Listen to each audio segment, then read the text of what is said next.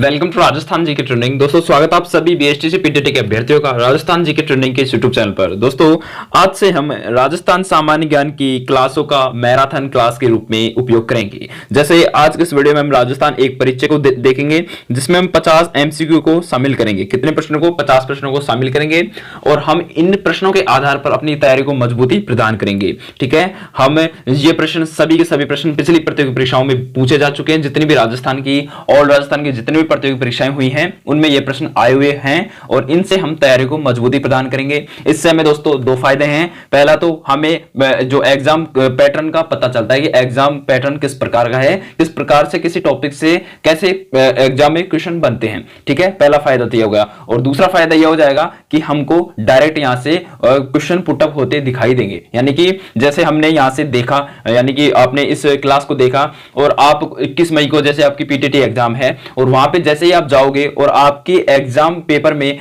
ऐसे कैसे आपको पेपर में छपे हुए प्रश्न मिल जाएंगे दोस्तों, ये मेरी गारंटी यहां से। ठीक है, तो चलिए आज के इस महा मैराथन क्लास में आज हम एक राजस्थान एक परिचय से संबंधित कुछ 50 इंपॉर्टेंट प्रश्नों की बात करेंगे और इनसे संबंधित जो भी व्याख्या होगी इंपॉर्टेंट उसके बारे में भी मैं आपको बताऊंगा। तो चलिए बिना किसी विलंब के आज के क्लास को शुरू करते हैं और सभी भाई बहन जुड़ जाइए और अपने दोस्तों में लाइक शेयर जरूर करना। ठीक है, चलिए पहला प्रश्न आप सबके सामने है दोस्तों कि राजस्थान के जिस शहर को सीवी रमन ने आइलैंड ऑफ ग्लोरी नाम दिया है वह शहर कौन सा है?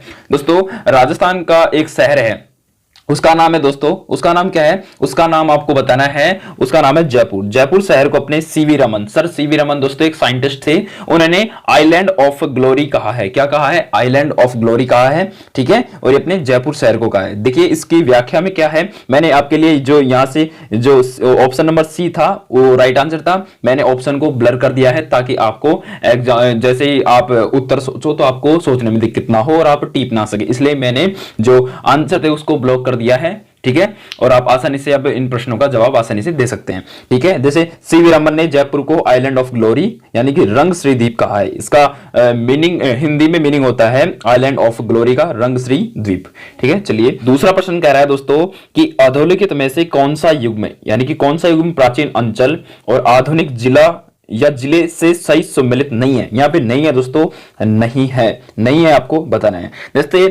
जैसे दोस्तों आपने ये सुना होगा कि शेखावाटी क्षेत्र में अपने सीकर झुंझुनू आते हैं। ठीक है, तो इसमें देखो पहला ही अपना गलत आ गया और यही अपना राइट आंसर आ जाएगा। ठीक है, इसमें सीकर झुंझुनू की जगह क्या दे रखा है? वागड़ दे रखा है। और सीवी में दोस्तों चित्तौड़गढ़ उदयपुर आता है, बिल्कुल सही है। और समाप्त दलक्ष में अपने अजमेर नागौर आता है और अबूर देश में अपने सिरोही जिला आता है। ठीक है, इसके अलावा बात करें, देखिए दोस्तों ये पूरी डिटेल के साथ मैंने आपको बता रखा हूं कि प्राचीन अंचल है ये और आधुनिक नाम से इनको इन जिलों को जाना जाता है आजकल। ठीक है, वागड़ में अपने वागड़ क्षेत्र में अपने डूंगरपुर और बांसवाड़ा जिले आते हैं और शेखावाटी क्षेत्र में अपने दोस्तों सीकर झुंझुनू और चूरू जिले आते हैं। वहीं सीवी में दोस्तों अपने चित्तौड़गढ़ और उदयपुर जिले आते हैं और समाप्त दलक्ष में दोस्तों अपने अजमेर और नागौर जिले आते हैं और अबूर्द देश में अपने सिरोही जिला देखने को मिलता है। ठीक है, चलिए इसी के साथ तीसरे इंपॉर्टेंट प्रश्न की बात करते हैं। तीसरा प्रश्न है दोस्तों कि 70 डिग्री पूर्वी देशांतर जिले से होकर गुजरता है। दोस्तों 70 डिग्री पूर्वी देशांतर जिले से होकर क्या गुजरता है, यानी कि कौन सा जिला गुजरता है दोस्तों? वो गुजरता है जैसलमेर। ठीक है, जैसलमेर जिला अपने 70 डिग्री पूर्वी देशांतर यानी कि 70 डिग्री पूर्वी देशांतर अपने जैसलमेर जिले से होकर गुजरता है। ठीक है, जैसे जैसलमेर की स्थिति 26 डिग्री 1 से लेकर के 28 डिग्री 2 उत्तरी अक्षांश तथा 69 डिग्री 30 मिनट से 72 डिग्री 15 मिनट पूर्वी देशांतर है, अतः 70 डिग्री पूर्वी देशांतर जैसलमेर से होकर गुजरता है। यह आपको यहां से पता होना चाहिए कि 70 डिग्री जो देशांतर है वो अपने किस जिले से होकर गुजरता है, वो अपने किस जिले से होकर गुजरता है? जैसलमेर जिले से होकर गुजरता है। इसी के साथ चलिए अगले प्रश्न की बात करते हैं कि राजस्थान के निम्नलिखित जिलों को पूर्व से पश्चिम की ओर सही क्रम में व्यवस्थित करो। यानी कि पूर्व से पश्चिम की ओर सही क्रम में अगर हम व्यवस्थित करें दोस्तों तो इसका राइट आंसर आ जाएगा, सबसे पहले बूंदी आता है। देख लीजिए आंसर में सबसे पहले बूंदी आएगा, फिर अजमेर आएगा, फिर नागौर, फिर उदयपुर, यानी कि इसके साथ साथ राइट आंसर अपना सी राइट आंसर आ जाएगा। सबसे पहले क्या आएगा? सबसे पहले अपने बूंदी आएगा, बूंदी के बाद अपना अजमेर आएगा, अजमेर के बाद नागौर, फिर उदयपुर, लास्ट में उदयपुर आएगा। ठीक है, चलिए इसी के साथ अगले प्रश्न की बात कर लेते हैं दोस्तों। ये जो क्लास है वो बहुत ही शानदार होने वाली है, तो आपसे अनुरोध है कि इस क्लास को अंत तक जरूर देखें और अपने मित्रों को भी शेयर जरूर करें। चलिए इसके साथ पांचवें प्रश्न की बात करते हैं। निम्नलिखित में से कौन सा भौगोलिक क्षेत्र और जिले सही सम्मिलित नहीं है? इनमें से कौन सा भौगोलिक क्षेत्र और जिला सही सम्मिलित नहीं है, इसके बारे में आपको बताना है। दोस्तों कबड्डी पट्टी सॉरी कुबड़ पट्टी अपने अजमेर और नागौर की है, बिल्कुल सही है। ठीक है, छप्पन का मैदान अपने बांसवाड़ा और प्रतापगढ़ जिले में स्थित है, यानी कि फैला हुआ है, बिल्कुल सही है। भोराट का पठार अपने यहाँ पे दे रखा है चित्तौड़गढ़ और भीलवाड़ा। भोराट का पठार अपने चित्तौड़गढ़ और भीलवाड़ा दे रखा है, लेकिन जो भोराट का पठार है दोस्तों वो अपने राजसमंद और उदयपुर में है। कहां पे है? राजसमंद और उदयपुर में है, ना कि चित्तौड़गढ़ और भीलवाड़ा में। ठीक है, और ऊपर माल का पठार बिल्कुल सही है, भीलवाड़ा और चित्तौड़गढ़। ठीक है, चलिए इसके बारे में देख लीजिए। यही इसका आंसर है कि भौगोलिक क्षेत्र है एक तरफ और एक तरफ जिले हैं, यानी कुबड़ पट्टी अपने अजमेर और नागौर दोनों जिलों में है, यानी कुबड़ पट्टी के नाम से जाने जाते हैं अपने अजमेर और नागौर को। और छप्पन का मैदान अपने दोस्तों बांसवाड़ा और प्रतापगढ़ जिले में है। इसी के साथ ऊपर माल का पठार अपने भीलवाड़ा और चित्तौड़गढ़ में है, देख लीजिए ये आ गया राइट आंसर। और भोराट का पठार अपने राजसमंद और उदयपुर में देखने को मिलता है। चलिए इसी के साथ अगले प्रश्न की बात कर लेते हैं। अगला प्रश्न है कि राजस्थान के निम्नलिखित जिलों को पूर्व से पश्चिम की ओर सही क्रम में व्यवस्थित करो। अभी हमने बात की थी, वैसे ही इन जिलों को भी पूर्व से पश्चिम की ओर अपन को व्यवस्थित करना है। दोस्तों इसमें जैसलमेर दे रखा है, तो सबसे पहले देखिए धौलपुर आता है, फिर अजमेर, फिर पाली, फिर जैसलमेर, यानी कि जैसलमेर सबसे पश्चिम में आएगा। तो इसी के साथ इसका जो राइट आंसर आ जाएगा वो राइट आंसर क्या आ जाएगा? राइट आंसर अपने ऑप्शन नंबर सी आ जाएगा। सबसे पहले धौलपुर आएगा, धौलपुर के बाद अपने अजमेर आएगा, अजमेर के बाद पाली आएगा, फिर पाली के बाद फिर लास्ट में अपना जैसलमेर आएगा। यानी कि सबसे पहले जो धौलपुर है, धौलपुर अपने पूर्व में स्थित है। ठीक है, और वहीं जो जैसलमेर है, जैसलमेर अपने पश्चिम में स्थित है। ठीक है, ये बातें आपको यहां से पता होनी चाहिए। चलिए इसके साथ अगले प्रश्न की बात कर लेते हैं। चलिए दोस्तों अगला प्रश्न है कि ऐतिहासिक स्थल जबालीपुर की आधुनिक पहचान क्या है? दोस्तों ऐतिहासिक स्थल जबालीपुर की आधुनिक पहचान आपसे पूछ रहे हैं तो आपको बताना है झालोर। ठीक है, झालोर को जबालीपुर के नाम से जाना जाता है। देखिए झालोर प्राचीन काल में जबालीपुर नाम से जाना जाता था। झालोर दुर्ग को स्वर्णगिरी कहा जाता है। दोस्तों झालोर में एक दुर्ग है जिसको स्वर्णगिरी दुर्ग के नाम से भी जाना जाता है। यहां से आपको क्वेश्चन है जो पुटअप हो सकता है, आपको यहां से पता होना चाहिए कि जबालीपुर अपने किस जिले को कहा जाता था? पहले तो झालोर जिले को कहा जाता था, और अपने झालोर दुर्ग को स्वर्णगिरी दुर्ग भी कहा जाता है। ये बातें आपको यहां से पता होनी चाहिए। चलिए बात करते हैं अगले इंपॉर्टेंट प्रश्न की। तो अगला 8वां प्रश्न है कि अंग्रेजों के अधीन राजस्थान का पुराना नाम क्या था? दोस्तों अंग्रेजों के अधीन राजस्थान का पुराना नाम था, तो अंग्रेजों के अधीन जो राजस्थान का पुराना नाम था वो दोस्तों क्या था? राजपूताना था। क्या था? राजपूताना। ठीक है, option number D right answer आ जाएगा। ठीक है, राजपूताना के बारे में बात करें तो राजस्थान के लिए राजपूताना शब्द का प्रयोग सर्वप्रथम जॉर्ज थॉमस ने किया था। दोस्तों यहां से प्रश्न बन सकता है कि राजपूताना शब्द का जो सर्वप्रथम प्रयोग है वो किसके द्वारा किया गया था? तो सर्वप्रथम जॉर्ज थॉमस के द्वारा राजपूताना शब्द का प्रयोग किया गया था। और 1800 ईस्वी में राजपूताना एजेंसी कहा। ठीक है, और फिर 1800 ईस्वी में राजपूताना एजेंसी कहा। फिर विलियम फ्रैंकलिन ने 1805 में military memory of mister George Thomas में उल्लेख इसके बारे में किया है। ठीक है, चलिए इसी के साथ अगले प्रश्नों की बात करते हैं। चलिए दोस्तों अगला प्रश्न है 9वां कि राजस्थान निम्नलिखित जिलों को उत्तर से दक्षिण की ओर सही क्रम में व्यवस्थित कीजिए। यानी कि जो राजस्थान के जो जिले हैं उनको अपन को वापस दक्षिण की ओर, यानी कि उत्तर से दक्षिण की ओर, यानी कि सीधे से नीचे की ओर अपन को सही सम्मिलित करना है। दोस्तों सबसे पहले सबको पता है ऊपर कौन सा जिला आएगा? श्रीगंगानगर आएगा। फिर श्रीगंगानगर के बाद बीकानेर आएगा, बीकानेर के बाद जोधपुर आएगा, जोधपुर के बाद अपने झालोर देखने को मिलता है। तो इसका जो राइट आंसर आ जाएगा वो राइट आंसर अपना आ जाएगा ऑप्शन नंबर सी। सबसे पहले श्रीगंगानगर के बाद बीकानेर के बाद अपने कौन सा जाएगा?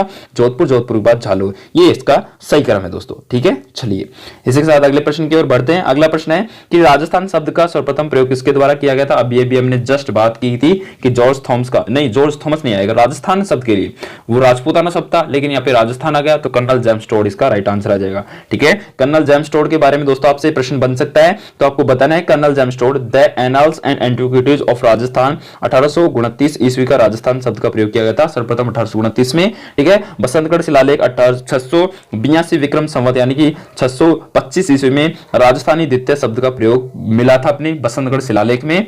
और वीरभाण में राजरूपक, जो वीरभाण की जो राजरूपक थी उसमें नैनसिरी ख्यात में भी इसका उल्लेख देखने को मिलता है। तो ठीक है, तो आपसे पूछ सकता है कि राजस्थान शब्द का प्रयोग सर्वप्रथम किसके द्वारा किया गया था? तो ये दोस्तों अपने कर्नल जेम्स टोड के द्वारा किया गया था। और कर्नल जेम्स टोड को दोस्तों अपन घोड़ी वाले बाबा के नाम से भी जानते हैं।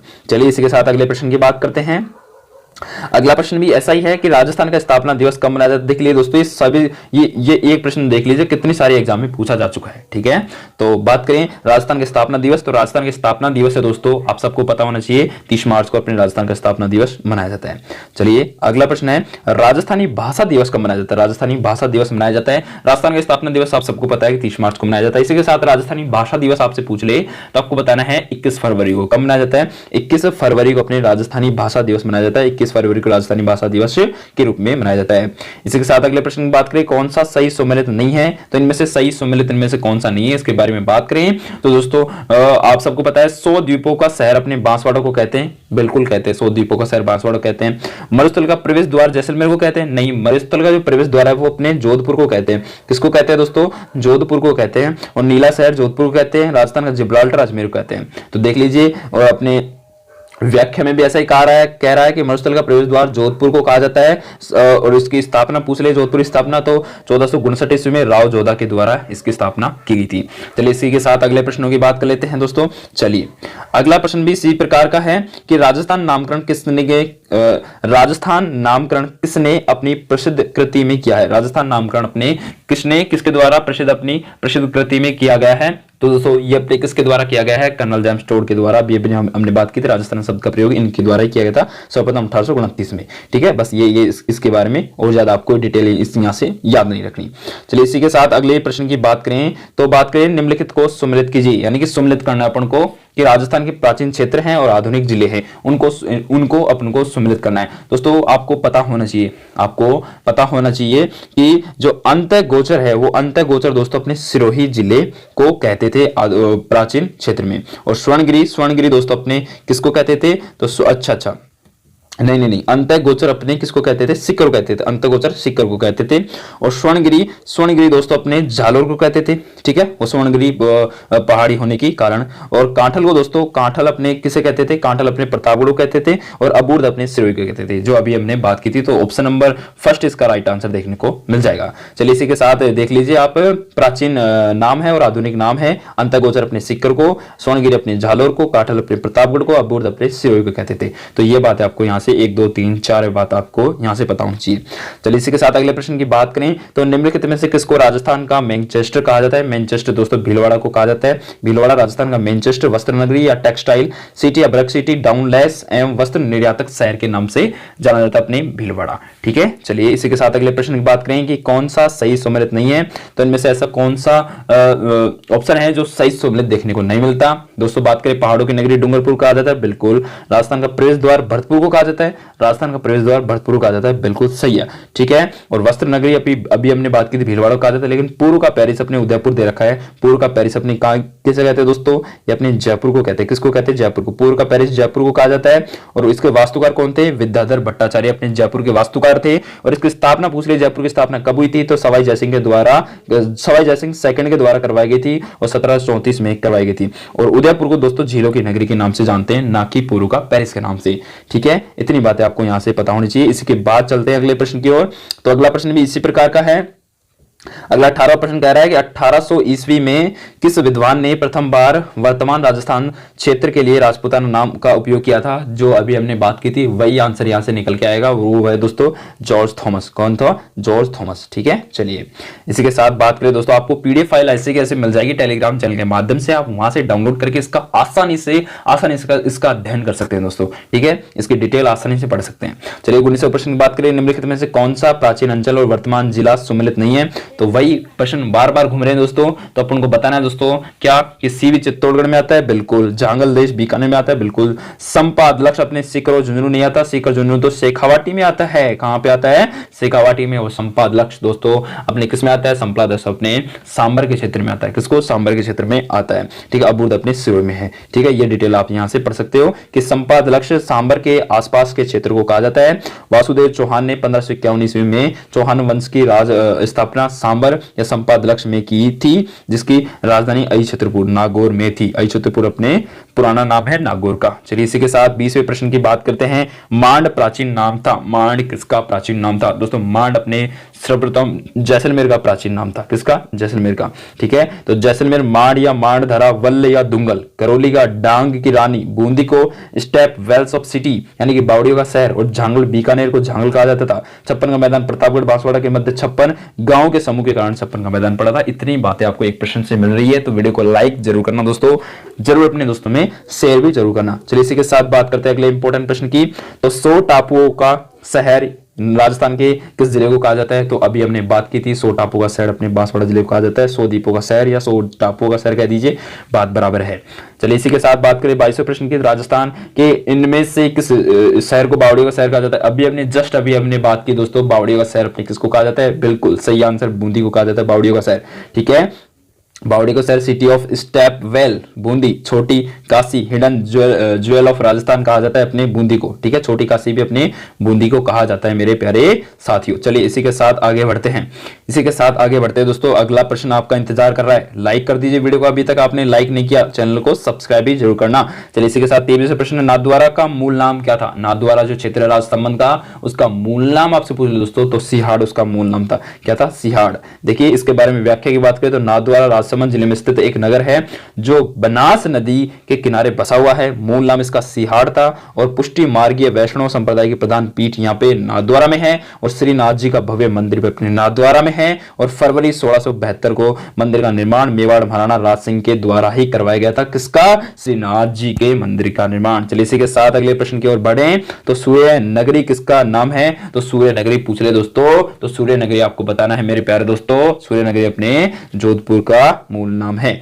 चलिए देखिए उपनाम है दोस्तों, ये सभी क्या है? उपनाम है। जिला और उपनाम सूर्य नगरी अपने सूर्य नगरी कह दीजिए, यानी सन सिटी बोल दीजिए, ब्लू सिटी बोल दीजिए, बात एक बराबर है। वो अपनी जोधपुर कहा जाता है। और गुलाबी नगरी यानी पिंक सिटी अपने जयपुर कहा जाता है। और झील की नगरी यानी लेक सिटी अपने उदयपुर को कहा जाता है। ये बातें आपको यहाँ से पता होनी चाहिए। इसी के साथ चलिए अगले प्रश्न की ओर बात करें तो निम्नलिखित में से किस शहर को राजस्थान का औद्योगिक शहर कहते हैं? यानी कि औद्योगिक शहर बात करें, औद्योगिक शहर, तो वो है दोस्तों कोटा को। ठीक है, कोटा को राजस्थान का औद्योगिक शहर के नाम से जानते हैं। देख लीजिए कोटा के और उपनाम बात करें तो नंदग्राम कहते हैं, औद्योगिक शहर कहते हैं, शिक्षा नगरी कहते हैं, राजस्थान का कानपुर कहते हैं। ये सभी के सभी नाम दोस्तों अपने किसके हैं? एक कोटा जिले के सभी नाम हैं। इसी के साथ बड़े अगले प्रश्न की ओर। तो निम्न में से किस स्थान को राजस्थान का वंक्योशक यानी कि वंक्योशांक कहा जाता है? तो राजस्थान का वंक्योशांक बोल ले यानी कि सबसे ठंडा स्थान। तो ठंडा स्थान वैंकोशायन मतलब ठंडा स्थान। तो ये दोस्तों अपने किसको कहा जाता है? माउंट आबू को कहा जाता है। माउंट आबू कहाँ है? कहाँ पे है? तो सिरोही में है। माउंट आबू सिरोही राजस्थान का सबसे ठंडा स्थान है, इसलिए माउंट आबू को राजस्थान का वैंकोशायन कहा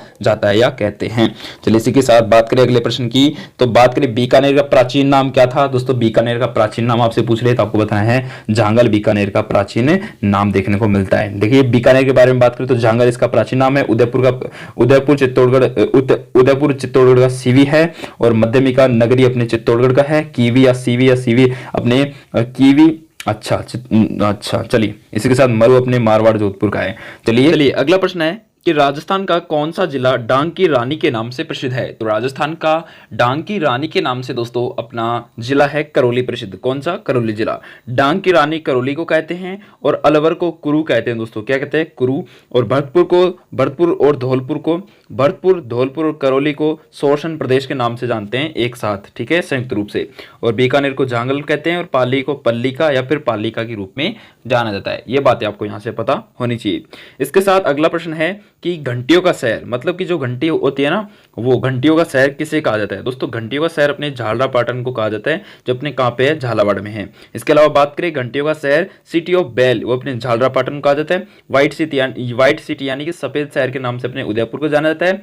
सन सिटी यानी सूर्य नगरी के नाम से, या ब्लू सिटी यानी कि नीला शहर के नाम से जोधपुर को जाना जाता है। पिंक सिटी के नाम से गुलाबी नगरी जयपुर को जाना जाता है। ये सभी बातें आपको इस प्रश्न से संबंधित याद रखनी है। इसके साथ तीसरा इंपॉर्टेंट प्रश्न है कि असुमेलित जोड़े को छांटिए, यानी कि ऐसा कौन सा जोड़ा है जो असुमेलित है। असुमेलित है तो गंगानगर अपने योद्धे क्षेत्र में शामिल आता है, बिल्कुल। उदयपुर अपने सीवी में शामिल है, बिल्कुल। झालोर अपना स्वर्णगिरी में शामिल है, बिल्कुल। लेकिन भरतपुर दोस्तों, भरतपुर अपने विराटनगर में नहीं आता। विराटनगर में दोस्तों अपने जयपुर आता है, ठीक है। बात करें श्रीपंत में अपने बयान आता है। सोरसैन में भरतपुर आता है, धौलपुर और करौली अपने योद्धे में आते हैं। सोरसैन में अपने भरतपुर आता है, धौलपुर आता है, करौली आता है, और योद्धे में अपने गंगानगर आता है, विराटनगर में बैराट आता है, ठीक है। और सीवी, और जो विराटनगर कहाँ पे, जो जयपुर में स्थित है, ठीक है। और सीवी में अपने उदयपुर आता है, स्वर्णगिरी में झालोर आता है। तो राइट आंसर अपना ऑप्शन नंबर डी देखने को मिल जाएगा। यही अपना असुमेलित है, मतलब कि असुमेलित है। चलिए, इसके अलावा बात करें 31वें प्रश्न की, तो वर्तमान राजस्थान के कौन से क्षेत्र महाभारत काल में जांगल देश के नाम से जाने जाते थे। तो वर्तमान राजस्थान के कौन से क्षेत्र हैं जो महाभारत काल में जांगल देश के नाम से जाने जाते थे। अभी हमने बात की थी बीकानेर और जोधपुर अपने राजस्थान के दो ऐसे जिले हैं जो महाभारत काल में जांगल देश के नाम से जाने जाते थे। जांगल देश के नाम से बीकानेर जोधपुर को महाभारत काल में कहा जाता था, और अलवर को कुरु, भरतपुर को भरतपुर, और करौली को सोरसैन, प्रतापगढ़ बांसवाड़ा को छप्पन का मैदान, उदयपुर को सीवी कहा जाता था। ये बातें इसके अलावा आपको यहाँ से याद रखनी है।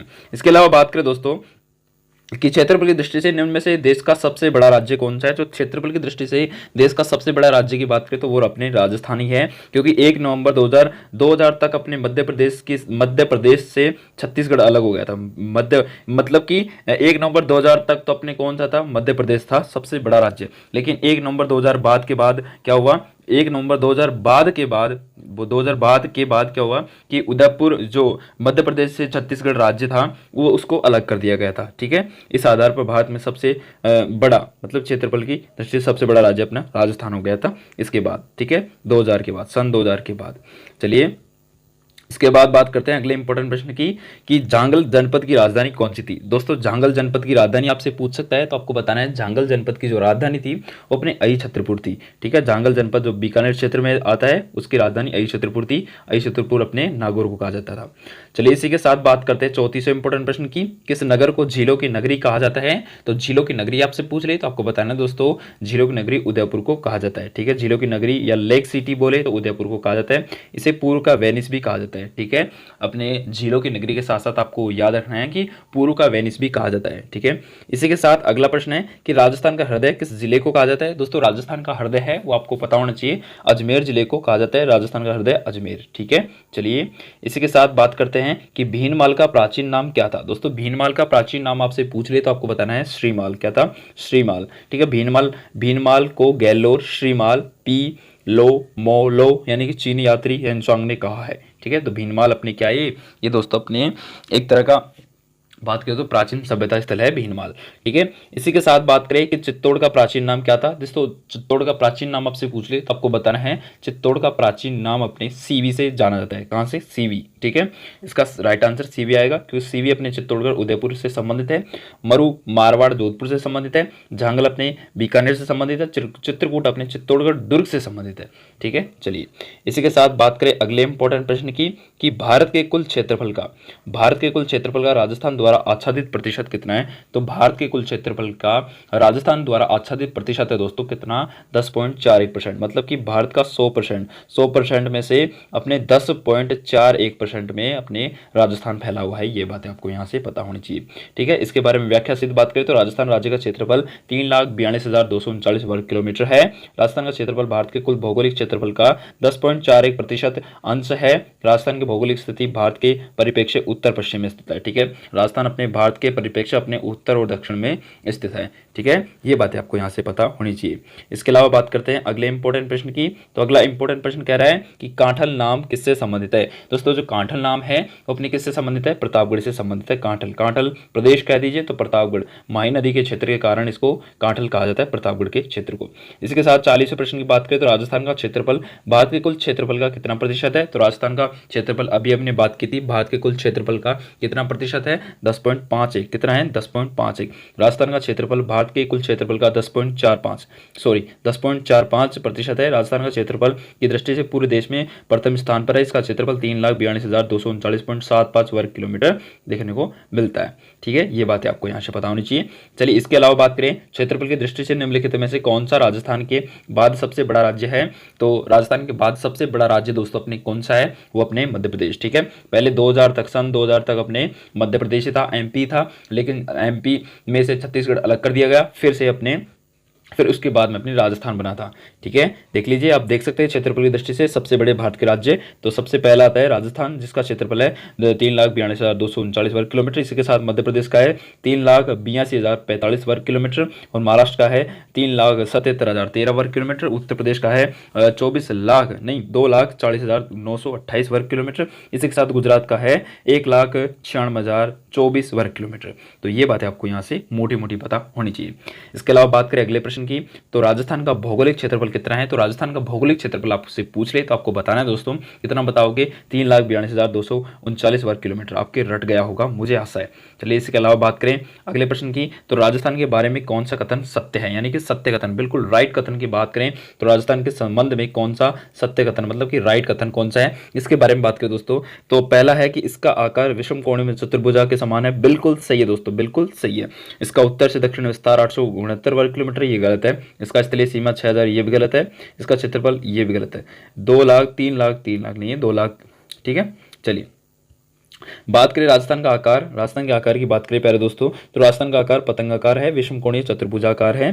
ठीक है, प्रो हैंडले के द्वारा, और इसका क्षेत्रफल 3,42,239 वर्ग किलोमीटर है। स्थलीय सीमा 5,920 किलोमीटर है। ठीक है, और उत्तर से दक्षिण तक लंबाई इसकी 826 किलोमीटर है, और पूर्व से पश्चिम लंबाई 869 किलोमीटर है। ठीक है, इसी के साथ अगले प्रश्न की बात करें दोस्तों आपके लिए, तो अगला प्रश्न भी कह रहा है, अगला प्रश्न कह रहा है दोस्तों कि निम्न में से कौन से युग्म सही सुमेलित है, नीचे दिए गए कूट का प्रयोग कर सही उत्तर की चयन कीजिए। एक तरफ जिला है, एक तरफ उनके आकार है, इसके बारे में बात करते हैं। तो आपको पता होगा दोस्तों, आपको पता है कि जोधपुर अनियमित बहुभुजाकार है क्या। जोधपुर की आकृति अनियमित बहुभुजाकार है, नहीं। बात करें सीकर की अर्धचंद्राकार, बिल्कुल सीकर की बिल्कुल सही है। इसी के साथ जैसलमेर मयूराकार, ये भी गलत है। करौली की बतखाकार, बिल्कुल ये राइट आंसर है। तो राइट आंसर इसका सेकंड और फोर्थ इसका राइट आंसर देखने को मिल जाएगा। चलिए अब डिटेल से बात कर लेते हैं कौन सा क्या है दोस्तों। जो जैसलमेर की जो आकृति है वो 7 दिशा वाली भुजा वाले अनियमित बहुभुज के समान है, और टोंक की पतंगाकार सम चतुर्भुज, यानी कि टोंक की पतंगाकार बोल लीजिए या सम चतुर्भुज बोल लीजिए या फिर तिलक के आकार की बोल लीजिए, बात बराबर है। सिक्कर की प्यालेनुमा है, प्यालेनुमा या अर्धचंद्राकार। करौली की बतंगाकार है, जोधपुर की मयूराकार है। ठीक है, बतंगाकार अपने करौली के। इसी के साथ बात करें 45वें प्रश्न की, तो राजस्थान का क्षेत्रफल निम्नलिखित यूरोपीय देशों में से किन के क्षेत्रफल के लगभग बराबर है। दोस्तों बात करें राजस्थान का क्षेत्रफल निम्नलिखित यूरोपीय देशों में से किन के क्षेत्रफल के लगभग बराबर है। तो दोस्तों राजस्थान का क्षेत्रफल अपने पोलैंड के बराबर है। किसके? पोलैंड के बराबर। राजस्थान का क्षेत्रफल कांगो, वियतनाम, फिनलैंड, पोलैंड के लगभग बराबर है। ठीक है, न्यूजीलैंड ब्रिटेन से 1.5 गुना है, नेपाल बांग्लादेश से 2.3 गुना है, और श्रीलंका से 5 गुना, स्विट्जरलैंड से 8 गुना है अपना राजस्थान। ठीक है, इसी के साथ बात करें अगले प्रश्न की, तो राजस्थान राज्य की आकृति आपसे पूछ सकता है। तो आकृति के बारे में आपको बताना है, क्या बताओगे।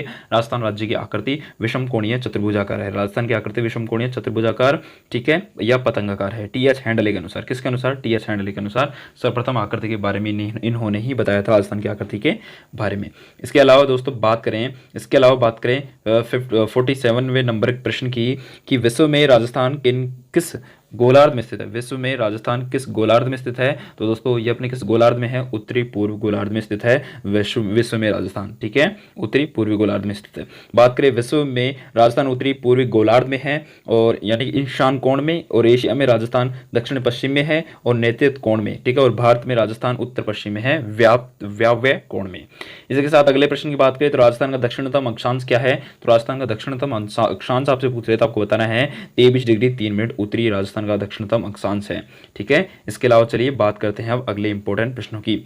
अगला इंपॉर्टेंट प्रश्न कह रहा है दोस्तों आप सबके सामने है कि राजस्थान राज्य का अक्षांशीय विस्तार कितना है। तो राजस्थान राज्य का अक्षांशीय विस्तार आपसे पूछ ले, बिल्कुल सरल है दोस्तों, बिल्कुल सरल है। आपको बताना है 23 डिग्री 3 मिनट उत्तर से लेकर के 30 डिग्री 12 मिनट उत्तर तक अपने राजस्थान राज्य का अक्षांश विस्तार फैला हुआ है।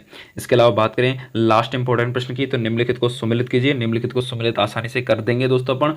दोस्तों बात करें तो आप सबको पता है बांसवाड़ा का अक्षांशीय देशांतर विस्तार अपने कितना है, 23 डिग्री 3 मिनट उत्तर। ठीक है, जैसलमेर का है दोस्तों कितना, 69 डिग्री 30 मिनट पूर्व। ठीक है, और धौलपुर का कितना है दोस्तों, 78 डिग्री 17 मिनट पूर्व। और गंगानगर का बचा 30 डिग्री 12 मिनट पूर्व। तो राइट आंसर इसका बी इसका सही राइट आंसर आ जाएगा। ठीक है, तो दोस्तों ये थे कुछ 50 एमसीक्यू। आपको मैराथन क्लास अच्छी लगी तो लाइक शेयर जरूर करना, और नीचे कमेंट के माध्यम से आपका छोटा सा भी प्रश्न हो, कंफ्यूज हो कोई भी, तो आप बेझिझक कमेंट के माध्यम से हमें बता सकते हैं। ठीक है, इसकी पीडीएफ फाइल डाउनलोड करने के लिए टेलीग्राम चैनल का लिंक नीचे डिस्क्रिप्शन बॉक्स में दे रखा है, आप वहां से डाउनलोड कर सकते हैं। ठीक है, मिलते हैं अगले मैराथन क्लास के साथ, तब तक के लिए जय हिंद, जय भारत, जय राजस्थान। थैंक यू, धन्यवाद।